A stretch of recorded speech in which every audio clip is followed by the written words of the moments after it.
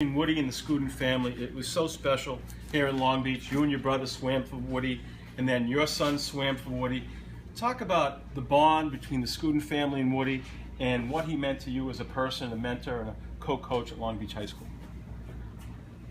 Well, yeah. Well, he was a lot more like not only my mentor, but more like a surrogate father. Yes, to the Scudin boys, the originals, my brother Dave, my brother Michael, and myself. I had my brother Kemp, who didn't swim, but also very close to the family. You know, my father passed away as a young kid, when I was a young kid, and you know, he looked after us. But we found that over all the stories, you know, he looked after all those guys that swam for him for 50 years. He always thought you were special. You know what? He made everybody else feel special. And so, yes, we had a wonderful relationship with the Davises. Because he filled that void, but he filled the void for so many people, and it was just a wonderful thing. And then my brother's kids swam for him, and then my kids swam for him, and then I was coaching with him, and then I coached with him for I don't know how many years, and it just it evolved. My brother's fourth kid is actually named after Woody. My cousin's dog is named Woody. You know, it's just he's a Woody. You know, you say Woody and you smile, because he's just that kind of guy, and he was just made everybody, like I said, made everybody feel special.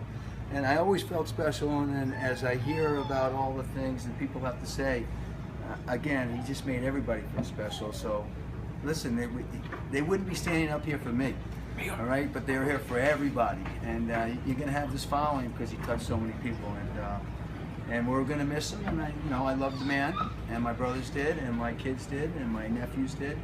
And I'm going to speak for the swimmers for Long Beach, because I swam for him from 1965. And I'm going to speak for all the Long Beach swimmers to say that we all love them. John, so well said. And you know, one thing that impressed me so much is that they said that Woody was not just a coach and a mentor to the star swimmers. He treated every kid, even if they weren't a big contributor, special. And he took an interest in all the kids' lives, because he had a tough upbringing. Talk about the fact that he had such a love and influence on so many kids' lives, and made a difference on so many kids' lives over 50 years. Well, yeah, I mean, Woody never gave up on anybody. They wanted to give up, he wouldn't give up on them. And then if they didn't want to swim one year, he'd call them at home. He'd go into their classroom and pull them out and say, "You go swimming for me this year." And they're like, "Oh, I want to do this," and he goes, "No, you're not going to give me that." You know, he's old school. He says, "You're going to be at practice. I expect you to practice." And so he pushed you when you needed pushing, because a lot of people wouldn't have that kind of guidance, and he always had that kind of guidance. He had the patience and he had the time, all the things you really, and he was genuine, all the things you want. And his venue was swimming, but the way he was he was special to everybody, but he just did it through swimming.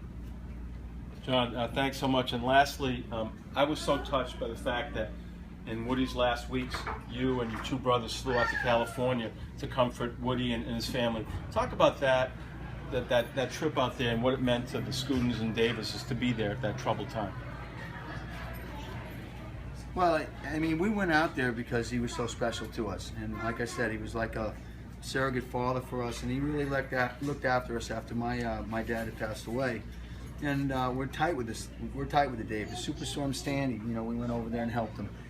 And that's what families do. That's what friends do. And so it was natural for us to go out there on a dime and just go out there. And I also felt like I was representing all the swimmers here from the early '60s. And it's something you do. It's something you do for family, and it's not about us. It was all about them. John Scudin, thank you so much. What a great guy. I want to bring up